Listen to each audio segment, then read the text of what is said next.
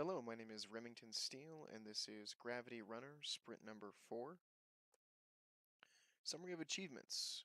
This sprint, Jiyun created the store activity and managed all database interactions, as well as implemented the downloading of information from Firestore.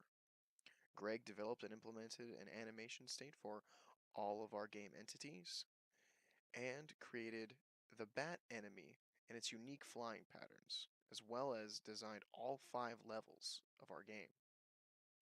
And I created the costumes and the store icon counterparts to those, as well as implemented those costumes in-game, designed the scoring algorithm, and crafted the save state information transference system, basically getting that information from the game back to our Firebase database.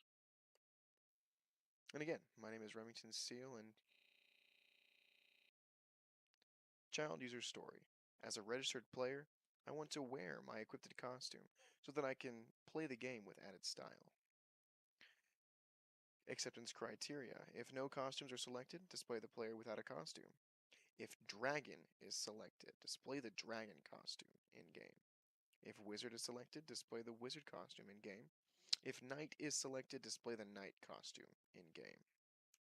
Now to test this out, we will see here first that our costume is nothing, so we will go to the first level here.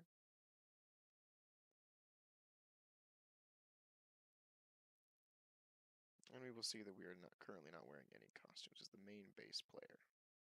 So going back from this, and back again, into the store, we'll go equip the dragon. Sorry, slight delay on the phone here. There we go.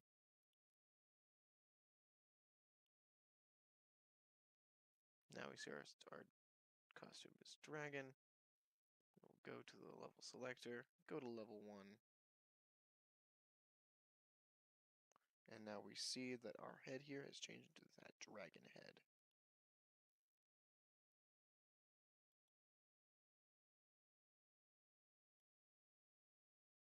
Going back now to the store again, we will unequip the dragon, equip the knight costume, back into level select, back into that first level.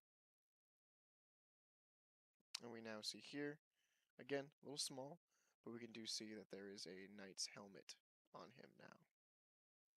Going back again for our final test, into the store, see the wizard here, unlock that, unequip the knight, equip the wizard,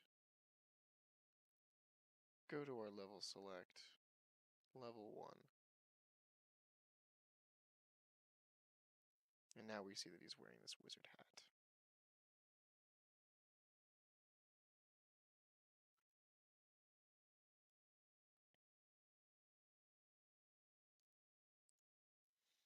Alright. Next child user story. As a super jump power up, I want to increase the player's jump height so that he can dodge obstacles better. Acceptance criteria, the jump boost remains stationary. When the player touches the jump boost power up, it disappears. The jump height of the player is increased when the player touches the jump boost. Now the jump boost is on the first level, so we'll go back to this first level here.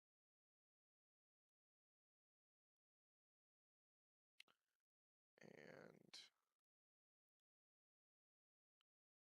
we'll kind of get through this here. We see the jump boost right here next to the speed boost. Okay, that was our normal jump capacity, right? So our goal here, jump boost remains stationary. Even though it's doing its animation here, it is still stationary. When the player touches the jump boost power up, it disappears. So if we go and we fall into it here, see it popped up there, it disappeared. If I jump, oof, look at that. Took me even a while to come down there. So, and the height of the player's jump is increased. And that lasts, yes. So now, going back here, next one. As a super jump power up, I want to only last a short time, so the game is more challenging. After the jump boost is collected, an icon is displayed at the top of the screen. The player should increase their jump height. After 4 seconds, the player's jump height should return to normal. After 4 seconds, the jump boost icon should disappear. So, now back to here, we'll reset this level to test that.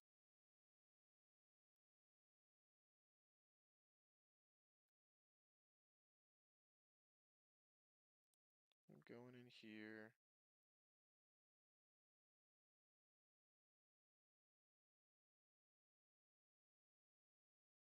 So we saw the speed boost icon come up in there and how it's gone.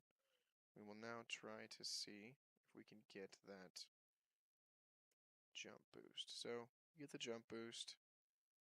Displays the top of the screen here for a total of 4 seconds, then disappears. And now that it disappeared, my jump height is back to normal.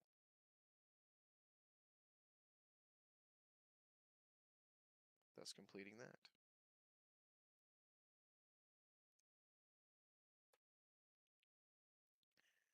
And as a registered player, I want to save the score and coin when I clear the stage. Acceptance criteria: if the score was higher than the previous score, the new score will become the visible high score. Coins and score will not be recorded if the level is not completed, and all coins collected on completed levels will be added to the player's total coins. Again, this is completed levels specifically. So we'll go into here, we'll see that level 1 here, it currently has I currently have a score of 2,000 on this. So we're going to go ahead and try to beat that high score for myself right now. Let's see if we can.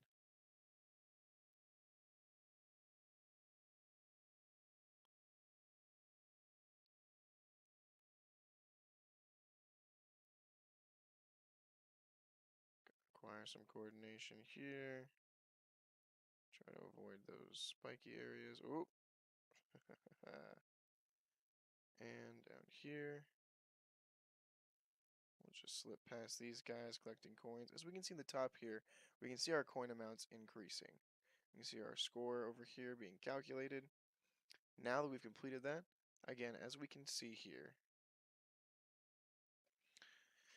you can see, even though it's faint now, we see my score was 11,300 or yes, 113,000, I do apologize, 348. It's a good one right there. And the coins I collected there were 12. So now, if I proceed to go, or if I decide, instead of going into the next level, returning to level select, and I go and refresh this here, we'll see that since I completed that level, my coins have now been increased. They were at 996 before. Adding 12 onto that, we get 1008. And going to the level select here, now this is refreshed, we see my score. Since it was higher than the previous one, it has been increased to that. And these have been my user stories. Now on to Greg. Hello, my name is Greg Levy, and this is the demonstration of the child user stories following the conclusion of Sprint 4. So without further ado, let's get started. As a bat enemy, I want to move back and forth so that I am an obstacle for the player. And the bat moves either vertically or horizontally. Once the bat reaches the end point, it moves the opposite direction, and once the bat reaches the start point again, it moves in the opposite direction. So it should move back and forth, either horizontally or vertically. So if oh, that's not what I wanted. I want to find a level with a bat in it. All right, let's go find us a bat. So here's a bat, and as you can see, they move up and down, and when they hit the end point, they switch directions. You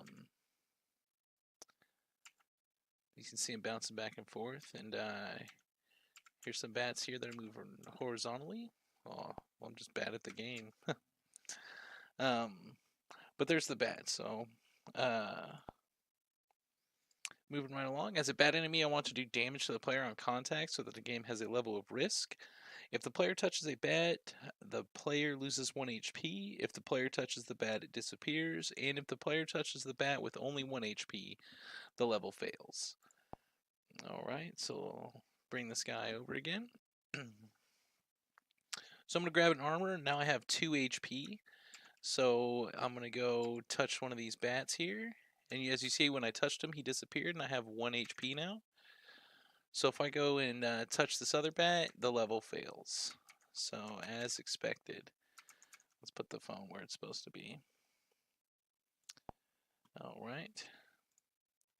Alright, as a player, I want to have a running animation so that the game is more interesting. And the acceptance criteria for that, if the player is touching the ground, the running animation is displayed. And if the player touches the screen, the running animation is no longer displayed. Alright, so I think we can demonstrate this on level 1. So when I'm touching the ground, the running animation is displayed. And when I'm jumping, the running animation is no longer displayed. So moving right along. Alright, as a player, I want to have a falling animation so that the game is more interesting. If the player is not touching the ground, the jumping animation is displayed. And if the player touches the screen and jumps, the jumping animation is displayed. Alright, so if I jump, the jumping animation is displayed there, right? But also, if I am free falling, the jumping animation is continuously displayed. So if I land on the ground again, running animation, and there's the jumping animation. And free fall. Alright. And that'll conclude my user stories. Thank you very much. Hi, I'm Jian and I'm gonna explain my child user story of Sprint 4. First, as a registered player, I want to press the store button so that store activity through the store button. First, store button will open the store activity and it will consist of customer array. Second, card view must have the image view, title, and status button. So if I click the store button, I can open the store activity. And it is consists of custom array, and this card view has image view, title, and status button. Second, as a registered player, I want to see the custom's image, name, and status so that I know what I am equipping or buying. First, custom's status will read from database. The status will change when user changes the custom. Lastly, user profile activity will inform the current coin and custom value.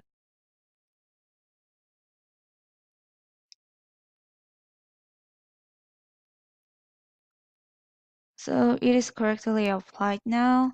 And if I click this unlocked item, I can equip this item. So the data will change. And in the user profile, you can see that current costume and current coin.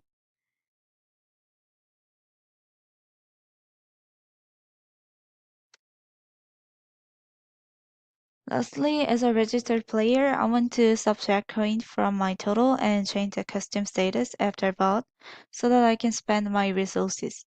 First, if user bought any costume, the coin value will reduce 10. Second, if user bought any costume, the status of this costume will change. Current coin is 62.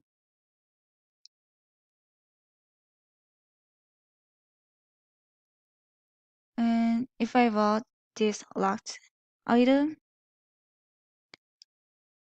you can see that this status is changed and the coin value is reduced 10. And it will apply in the user profile too.